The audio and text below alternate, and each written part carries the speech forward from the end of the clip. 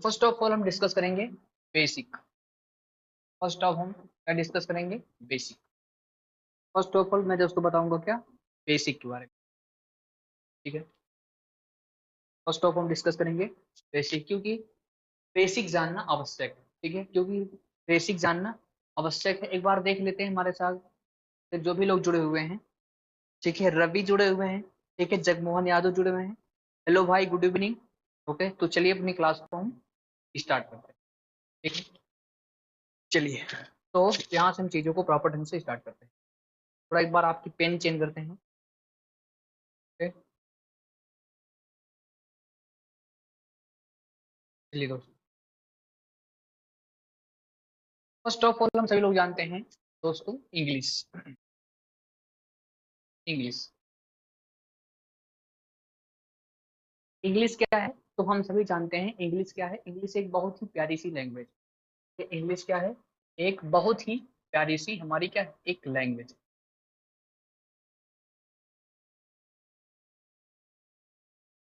ठीक है। इंग्लिश क्या है? एक हमारी बहुत ही प्यारी लैंग्वेज, ठीक है।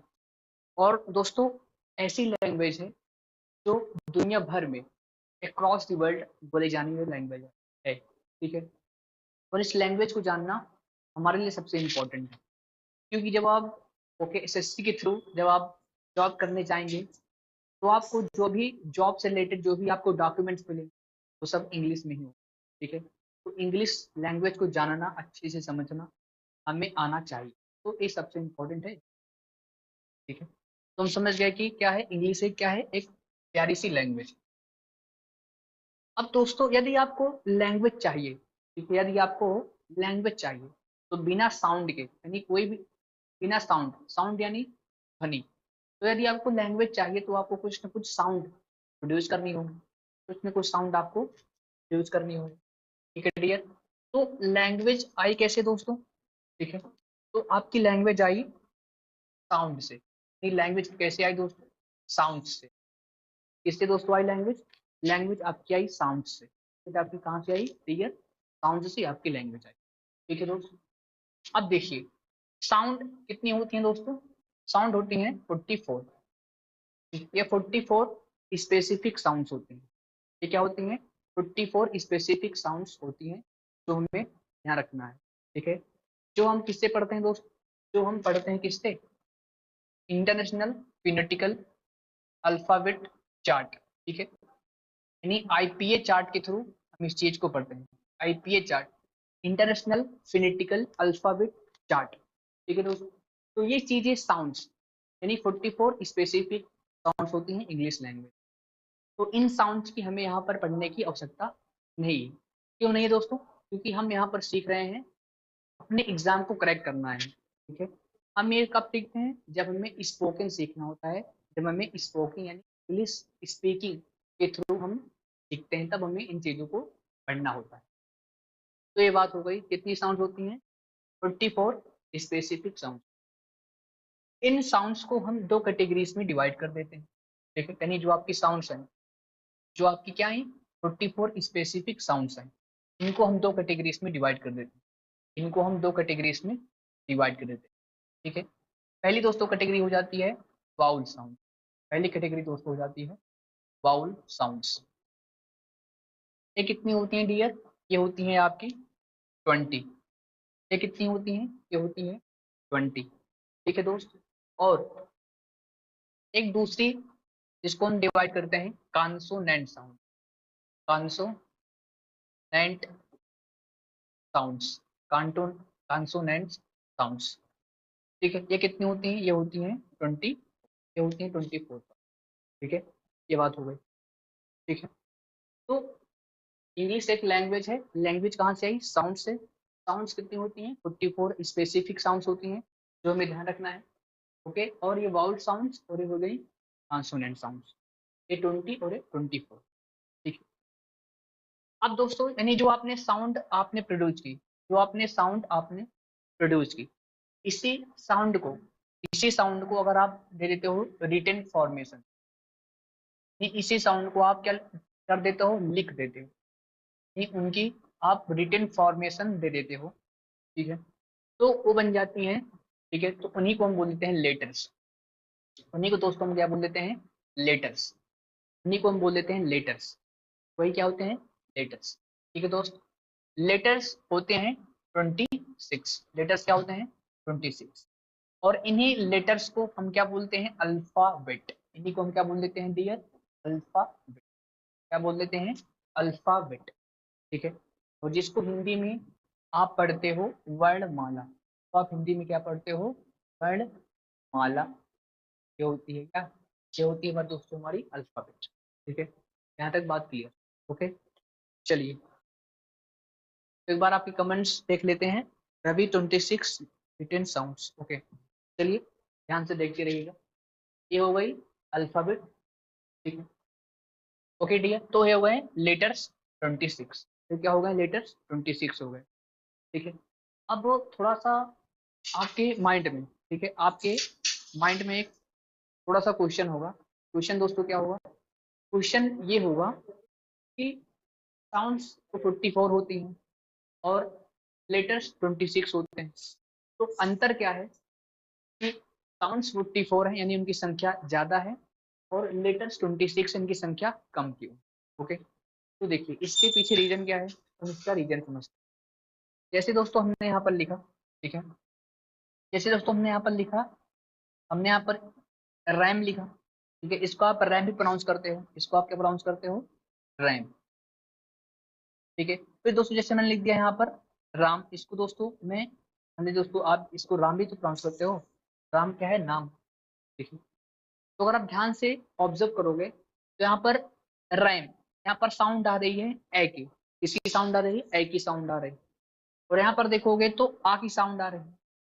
मतलब दोस्तों जो ए लेटर है आपका वो कहीं ए की साउंड कर रहा है। ठीक है, इस वर्ड में ए की साउंड कर रहा है। ओके, और इस वर्ड में आ की साउंड कर रहा है। इस वर्ड में किसकी साउंड कर रहा है, आ की साउंड कर रहा है। ओके, यानी आपने देखा कि जो ए लेटर है वो दो साउंड कर रहा है, क्या कर रहा है, दो साउंड कर रहा है। फिर दोस्तों जैसे जैसे दोस्तों हमने लिखा यहाँ पर पुट, हमने यहाँ पर क्या लिखा, पुट। फिर दोस्तों हमने लिखा यहाँ पर कट, हमने क्या लिखा, पुट और कट। तो वहां पर आप ध्यान से देखोगे तो यहाँ पर जो यू है इसकी साउंड यहाँ पर क्या है, ओ है, ओ की साउंड आ रही है। और यहाँ पर आप देखोगे तो आ की साउंड आ रही है, कट आ की साउंड आ रही है। ठीक है, तो यहाँ पर जो यू है इसके भी कितनी साउंड हो गई, इसके भी कितनी साउंड हो गई दोस्तों, एक साउंड यहाँ पर हो गई, और एक साउंड यहाँ पर हो गई, तो टोटल कितनी साउंड हो गई, दो साउंड हो गई। ठीक है, यानी बात दोस्तों क्या समझे, बात ये है दोस्तों कि जो लेटर्स होती हैं वो क्या, तो वो एक से ज्यादा साउंड करती हैं, वो दो या तीन साउंड कर देती हैं। इसीलिए लेटर्स 26 होते हैं और साउंड कितने होते हैं, 54 साउंड होते हैं। ठीक है, तो आई होप आपको ये रीजन आपको पता चल गया होगा। ठीक है, रीजन कौन सा दोस्तों, कि कौन सा रीजन दोस्तों, कि लेटर्स 26 क्यों होते हैं और साउंड्स 44 क्यों होते हैं। ये छोटी सी बात हमें पता है। ओके, आगे चलते हैं। ठीक है दोस्तों, हम जानते हैं कि लेटर्स को हम दो कैटेगरीज में बांटते हैं। लेटर्स को भी हम दो कैटेगरीज में बांटते हैं। कौन सी दो कैटेगरी है दोस्तों, एक होती है वाउल लेटर्स। ये क्या होती है दोस्तों, वाउल लेटर्स। इसमें कितने होते हैं, पांच। यानी आपने पढ़ा होगा ए, ई, आई, ओ, यू। ठीक है, ये क्या है, ये पांच हमारे वाउल लेटर्स हैं। ओके, और फिर इसके बाद दोस्तों आप देखते हैं कॉन्सोनेंट लेटर। इसके आप देखोगे क्या, कॉन्सोनेंट लेटर्स। ये कितने होते हैं, ये दोस्तों होते हैं संख्या में। अब दोस्तों अगर आप 20, अब बचेंगे क्या, 26 में से 5 निकालोगे 21, यानी 21 क्या होते हैं, कॉन्सोनेंट लेटर। इसमें से दोस्तों आपके क्या होंगे, बी होगा, सी होगा, टी होगा, ठीक है, एफ होगा, और ऐसे ही डॉट डॉट कर दीजिए। तो टोटल 21 क्या होंगे, 21 आपके कॉन्सोनेंट साउंड, आपके 21 कॉन्सोनेंट साउंड। ठीक है, तब तक दोस्तों इस बात को आप देखिए। ठीक है, चलिए दोस्तों,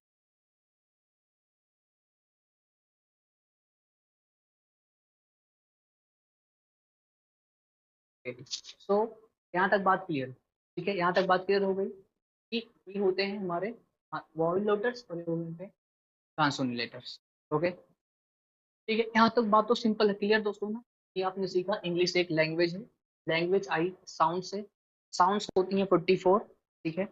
फिर दोस्तों इन साउंड्स को जब आप रिटन फॉर्मेशन दे देते हो तो बन जाती हैं लेटर्स, लेटर्स होती हैं 26, लेटर्स कितने होते हैं दोस्तों? 26 होती हैं, और इन्हीं लेटर्स को आप अल्फाबेट बोलते हो। और आप जानते हो वाउल लेटर्स और कॉन्सोनेंट लेटर्स, ये आपको पता है, ठीक दोस्तों। अब दोस्तों देखिए, ध्यान से समझिएगा। अब दोस्तों, अब आप क्या करोगे?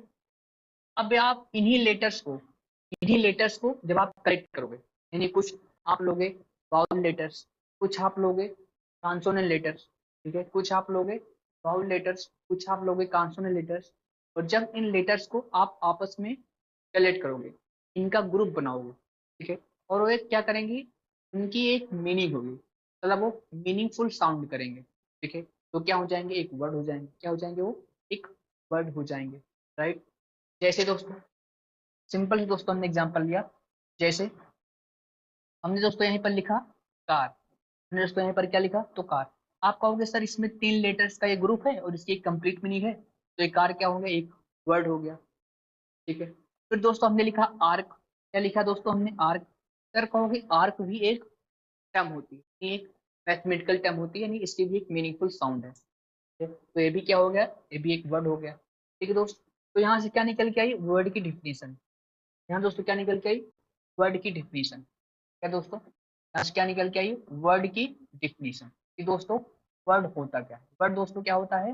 वर्ड होता है ग्रुप, ग्रुप और कलेक्शन, ग्रुप और कलेक्शन ऑफ लेटर्स, लेटर्स होगा, ठीक है, और जिसकी क्या होगी? एक मीनिंग होगी, जिसकी क्या होगी? एक मीनिंग होगी, जिसकी क्या होगी? एक मीनिंग होगी, इसका अपने आप में एक मीनिंग होगा। तो दोस्तों क्या हो गया? आपका वर्ड हो गया, ठीक है। यहाँ तक बात क्लियर हो गई, ठीक है? ओके, यहाँ तक बात हमारी क्लियर हो गई, ठीक है। तो ये हमारी बात क्लियर हो गई, ग्रुप हो गया, यानी वर्ड क्या होता है? ग्रुप और कलेक्शन ऑफ लेटर्स, और जिसकी क्या होगी? मीनिंग होगी, जो मीनिंगफुल साउंड करेगा, वर्ड हो गया दोस्तों। क्या हो गया? वर्ड हो गया। यहाँ तक हम इस बात को जानते हैं, तो दोस्तों अब दोस्त देखिए, तो वहीं से हम सीरीज को दोस्तों आगे पढ़ाएंगे।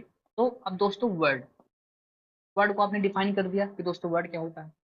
अब वर्ड के बाद दोस्तों निकल के आता है, वर्ड से निकला दोस्तों फ्रेज, वर्ड से क्या निकला दोस्तों? फ्रेज निकली। वर्ड से क्या निकली दोस्तों? फ्रेज। और फ्रेज के बाद दोस्तों हम सीखेंगे क्या? फ्रेज के बाद हमें क्या सीखना होता है? फ्रेज के बाद हम सीखेंगे क्लॉज, ठीक है, क्लॉज क्या होता है, और दोस्तों फिर और सेंटेंस, फिर दोस्तों हम सीखेंगे सेंटेंस के बारे में, फिर दोस्तों हम क्या सीखेंगे, ठीक है। तो वर्ड आपको क्लियर हो गया कि वर्ड क्या है? वर्ड दोस्तों है group of letters with complete meaning, ये लेटर्स का कुछ क्या होगा? ग्रुप होगा, और जिसकी क्या होगी? मीनिंगफुल साउंड करेगा, वो दोस्तों क्या होगा? वो हमारा वर्ड होगा, और दोस्तों क्या होगा? वर्ड होगा। तो वर्ड आप लोगों को क्लियर हो गया वहां से। अब बात करेंगे फ्रेज की, कि फ्रेज है क्या, कि फ्रेज क्या होता है, कि फ्रेज क्या होता है, ठीक है। तो फर्स्ट ऑफ ऑल इसकी डिफिनीशन से हम समझते हैं कि फ्रेज क्या होता है, ठीक है। इसकी डिफिनीशन से हम समझते हैं कि फ्रेज होता क्या। फ्रेज दोस्तों क्या होगा? फ्रेज होगा दोस्तों, ध्यान समझना है आपको, ग्रुप और collection of words, okay, group और कलेक्शन ऑफ वर्ड्स, ठीक है। पहले पॉइंट है दोस्तों क्या क्लियर हो गया कि ग्रुप होगा या कलेक्शन होगा किसका? वर्ड्स का होगा, यानी वर्ड्स का ग्रुप होगा। सेकंड पॉइंट जो आपको ध्यान रखना है, उनका ध्यान रखना है, जो फ्रेज होगा इसकी क्या होगी? Incomplete meaning, incomplete meaning, incomplete meaning, incomplete meaning, यानी दोस्तों जो फ्रेज होगा ग्रुप ऑफ वर्ड्स होगा, कि शब्दों का ग्रुप होगा। अब चूंकि शब्दों का ग्रुप होगा, तो उसकी जो आपने फ्रेज आपने बनाई, तो उसकी कुछ मीनिंग होगी, पूरी मीनिंग उसके पास नहीं होगी, इसलिए हमने क्या लिखा है? इनकम्प्लीट मीनिंग, कि कुछ मीनिंग उसके पास होगी लेकिन कंप्लीट मीनिंग नहीं होगी। कंप्लीट मीनिंग क्या होगी? नहीं होगी। कैसे? जैसे दोस्तों हमने एग्जाम्पल लिखा, ठीक है, जैसे हमने सिर्फ दोस्तों इतना लिखा, in my pocket, in my pocket, in my pocket, हमने दोस्तों सिर्फ इतनी सी बात लिख दी। क्या हमने लिख दी? सिर्फ इतनी सी बात, इन माई पॉकेट, मेरे जेब में, ठीक है। जैसे मान लीजिए आपका कोई फ्रेंड आया और आपसे कहा भाई एक कहानी सुनाओ, तो उसने कहा कि मेरे जेब में, और उसने कहा कि कहानी खत्म हो गई कहानी, तो आप कहोगे सर मेरे जेब में एक कौन सी कहानी है, मेरे जेब में क्या भाई, आगे तो बताओ, को कंप्लीट तो करो। तो इसका मतलब क्या समझे, ध्यान से देखोगे तो इसमें ये भी क्या है, ग्रुप ऑफ वर्ड्स है, ये भी क्या है, ग्रुप ऑफ वर्ड्स है, लेकिन कुछ मीनिंग है मेरे जेब में, कुछ मीनिंग तो है ना दोस्तों, लेकिन कंप्लीट मीनिंग इसकी, कंप्लीट मीनिंग नहीं है, ठीक है दोस्तों। तो क्या करोगे, इसकी कंप्लीट मीनिंग नहीं है, ठीक है। जैसे एक और एग्जांपल लेते हैं दोस्तों, जैसे हमने लिखा दोस्तों, ठीक है,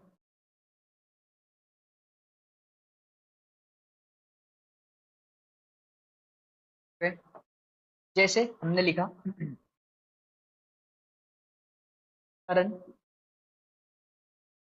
and, Karan and Samar, Karan and, Karan and Samar, हमने इतना लिखा, करण एंड समर। तो आप देखोगे तो इसकी भी एक मीनिंग है, इसकी भी एक क्या है, मतलब कुछ मीनिंग है, लेकिन कंप्लीट मीनिंग क्या है, नहीं है, कंप्लीट मीनिंग नहीं है, और ये क्या है, एक ग्रुप ऑफ वर्ड्स, क्या है, एक ग्रुप ऑफ वर्ड्स है, right.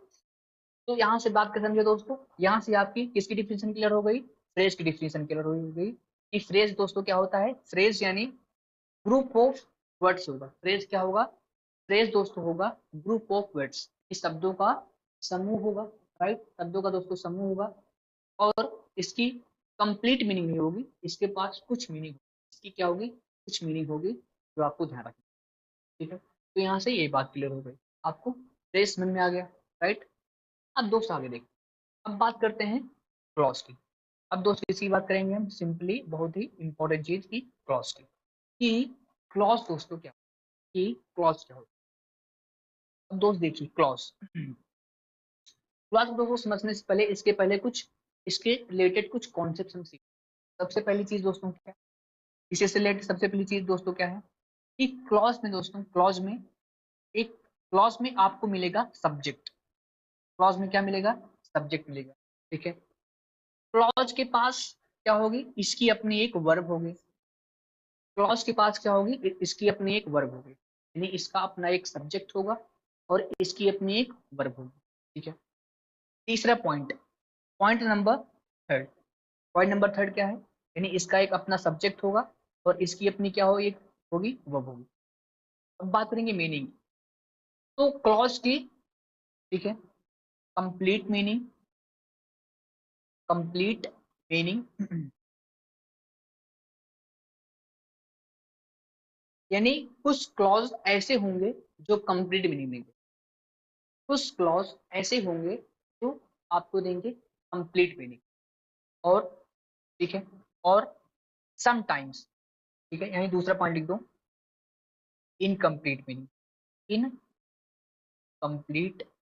Meaning, complete meaning, complete meaning. और अब दोस्तों क्या हुआ, यानी क्लॉज में अपना एक सब्जेक्ट होगा, क्लॉज में अपनी एक वर्ब होगी, ओके, और क्लॉज की मीनिंग कंप्लीट भी हो सकती है और कंप्लीट नहीं भी हो सकती, ठीक है, यानी मीनिंग कंप्लीट भी हो सकती है क्लॉज की पूरी, और मीनिंग कंप्लीट इनकम्प्लीट भी हो सकती है, मतलब पूरी मीनिंग इसका नहीं हो सकता। तो यहाँ तक बात क्लियर, ठीक है, यहाँ तक बात हमारी क्या हो गई, क्लियर हो गई, ठीक है दोस्तों। एक बार आपके कमेंट्स हम देख लेते हैं, ठीक है, तो ठीक है, तो रवि हमारे साथ जुड़े हुए हैं, जगमोहन यादव हैं, चलिए आप सभी लोग ध्यान से अच्छे से पढ़ते रहिए, ओके। तो ये बात क्लियर हो गई, तो सब्जेक्ट अपना होगा, उसकी एक वर्ब होगी, कंप्लीट मीनिंग भी होगी और इनकम्प्लीट मीनिंग भी होगी कभी कभी, ठीक है। अब दोस्तों क्लॉज और सेंटेंस को एक साथ सीखेंगे और सेंटेंस को समझ लेते हैं कि सेंटेंस क्या होता है, कि सेंटेंस दोस्तों क्या होता है, सेंटेंस दोस्तों क्या होता है, सेंटेंस क्या होता है, यानी ये भी क्या होगा, ग्रुप ऑफ वर्ड्स होगा, ये क्या होगा दोस्तों, ग्रुप ऑफ वर्ड्स होगा, ये भी क्या होगा, ग्रुप ऑफ वर्ड्स होगा, यानी इसका भी सब्जेक्ट होगा, ऑब्जेक्ट होगा, और सबसे इंपॉर्टेंट चीज ये क्या करेगा, हमेशा हमेशा दोस्तों क्या होगी, इसकी कंप्लीट मीनिंग होगी, इसकी हमेशा क्या होगी, कंप्लीट मीनिंग होगी। इसकी हमेशा दोस्तों क्या होगी, कंप्लीट मीनिंग। इसकी हमेशा क्या होगी, कंप्लीट मीनिंग होगी। इसकी हमेशा दोस्तों क्या होनी चाहिए, कंप्लीट मीनिंग होनी चाहिए। ठीक है, समझ गया ना। तो ये दोस्तों क्या हो जाएगा, कंप्लीट सेंटेंस। और सेंटेंस दोस्तों सबसे इंपॉर्टेंट चीज क्या है, मीनिंग तो कंप्लीट होनी चाहिए, साथ में आपका जो आपने ग्रामर के रूल्स यूज किए हैं, यानी सेंटेंस आपका मीनिंगफुल होना चाहिए, प्लस सेंटेंस आपका ग्रामेटिकली करेक्ट भी होना चाहिए। तो दोस्तों क्या हो जाएगा, आपका सेंटेंस हो जाएगा। तो meaningful sound plus grammatical concepts आपके सही में चाहिए, तो दोस्तों क्या हो जाएगा। अब एग्जाम्पल के थ्रू हम इसको समझते हैं। ठीक है दोस्तों, तो फर्स्ट ऑफ ऑल इतनी बात को आप अपना स्क्रीनशॉट लीजिए, इतनी बात को पहले समझिए, फिर हम क्लॉज और सेंटेंस को एग्जाम्पल के थ्रू एक साथ सीखते हैं। ओके, तो फर्स्ट ऑफ ऑल इसको अपना एक बार स्क्रीनशॉट लीजिए अच्छे से। ठीक है, जैसे हमने लिखा,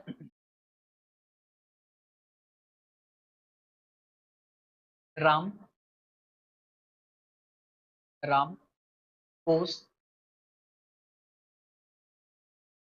for a walk daily। Ram goes for a walk daily. ठीक है, जैसे दोस्तों हमने अपनी एक स्टेटमेंट लिखी।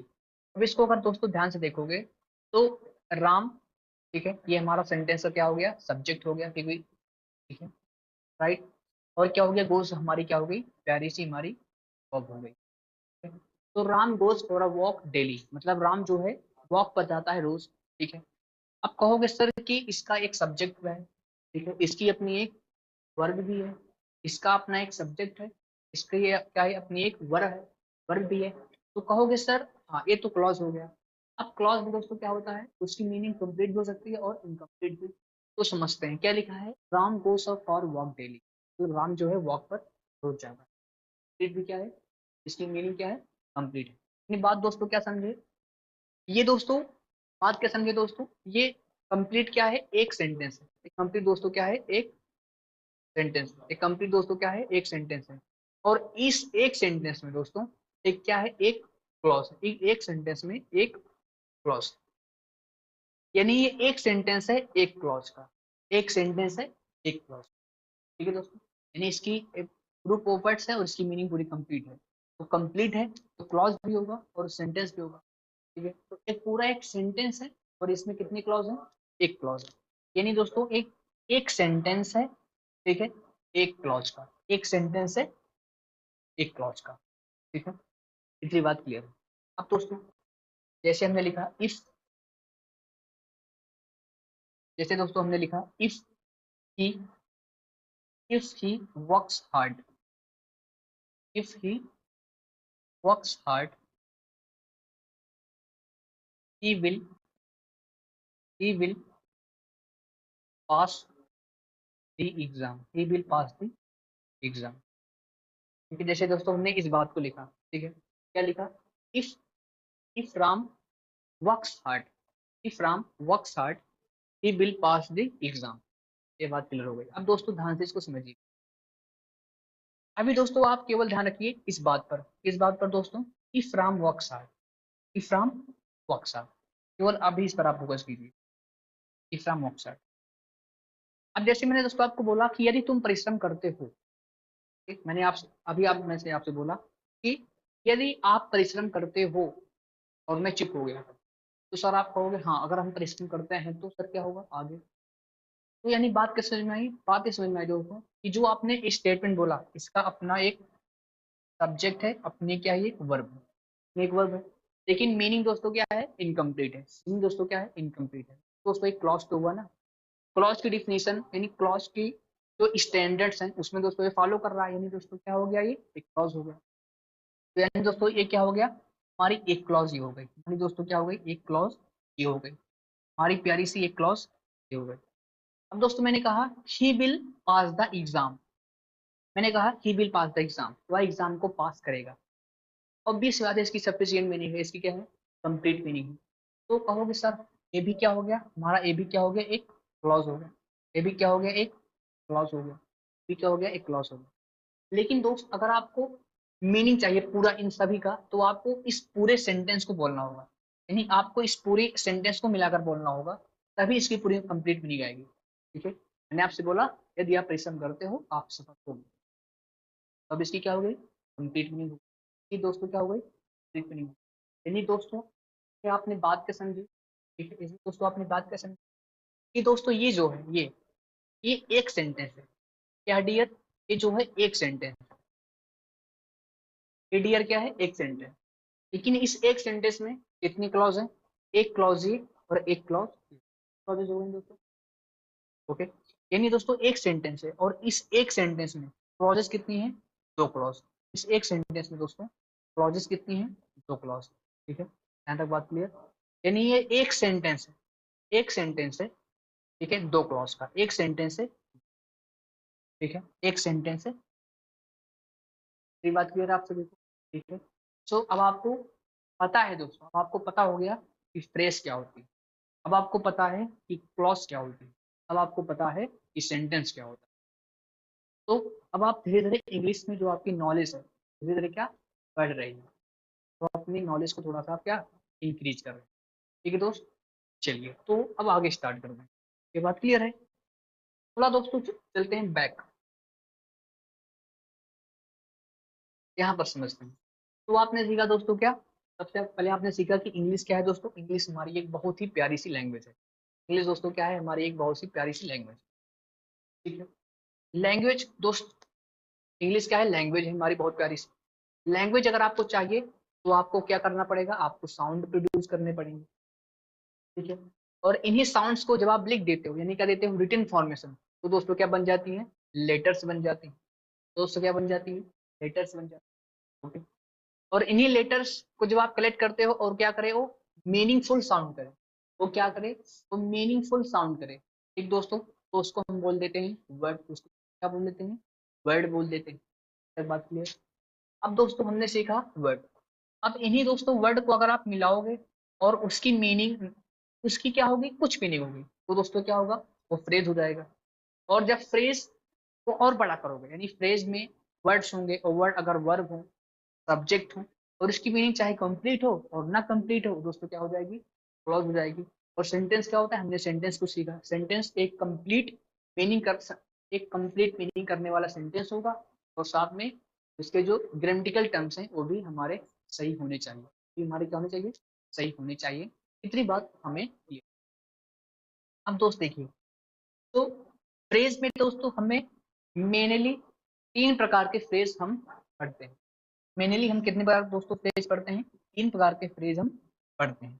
ठीक है, इसको हम देख लेते हैं कि वो कौन कौन से तीन फ्रेजेस हैं, हम उसको देख लेते हैं। ठीक है, तो दोस्तों सबसे पहले हम पढ़ लेते हैं नाउन। ठीक है दोस्तों, नाउन फ्रेज। ठीक है दोस्त, क्या पढ़ लेते हैं, नाउन फ्रेज। ठीक है, दूसरा दोस्तों होता है एडजेक्टिव फ्रेज। दूसरा दोस्तों क्या होता है, एडजेक्टिव फ्रेज। ओके, ठीक है, तो ये हो गया दोस्तों नाउन फ्रेज, और दूसरा दोस्तों क्या हो गया, एडजेक्टिव फ्रेज। तीसरा दोस्तों होता है एडवर्ब फ्रेज। तीसरा दोस्तों क्या होता है, एडवर्ब। ठीक है, तो दोस्तों चैप्टर वाइज यानी जब हम दोस्तों पढ़ेंगे नाउन चैप्टर तो उसमें क्या करेंगे, हम नाउन फ्रेज करेंगे। जब हम दोस्तों पढ़ेंगे चैप्टर एडजेक्टिव तो उसमें एडजेक्टिव फ्रेज सीखेंगे। और जब हम दोस्तों पढ़ेंगे एडवर्ब तो उसमें क्या सीख लेंगे, हम एडवर्ब फ्रेज सीख लेंगे। तो चीजें क्रम से हम सीखते हुए चलते हैं। राइट, आगे देख लेते हैं क्लॉज दोस्तों क्या है। तो क्लॉज भी हम कई प्रकार के क्लॉज हम पढ़ते हैं। ठीक है, डिपेंडेंट क्लॉज, इंडिपेंडेंट क्लॉज। ठीक है, आपको नॉन क्लॉज मिलेगा आपको। ठीक है, एडवर्ब क्लॉज भी मिलेगा। ठीक है, तो कई प्रकार की क्लॉज हम पढ़ते हैं, कई प्रकार की क्लॉज हम पढ़ते हैं। ठीक है,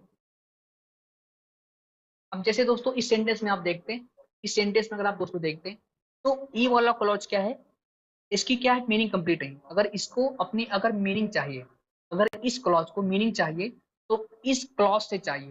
राइट, मतलब अगर इस और इस क्लॉज को आपस में जोड़ोगे तभी हमारी क्या होगी, तभी हमारी एक कंप्लीट मीनिंग, तभी क्या होगी, हमारी एक कंप्लीट निकलेगी। यानी दोस्तों बात क्या समझे, यानी ये जो क्लॉज है डिपेंडेंट क्लॉज, डिपेंडेंट क्लॉज दोस्तों क्या है, डिपेंडेंट, यानी दोस्तों क्या कर दिए हैं, ए डिपेंडेंट क्लॉज है। इसकी मीनिंग चाहिए तो क्या करेगा, यानी ये जो क्लॉज है इसकी मीनिंग कैसे निकलेगी, इस क्लॉज पर इसको डिपेंडेंट होना पड़ेगा। तो ये हो गई डिपेंडेंट क्लॉज। और ये क्या है, इंडिपेंडेंट क्लॉज। क्या है, इंडिपेंडेंट क्लॉज जो आपको ध्यान रखना, जो आपको क्या है ध्यान में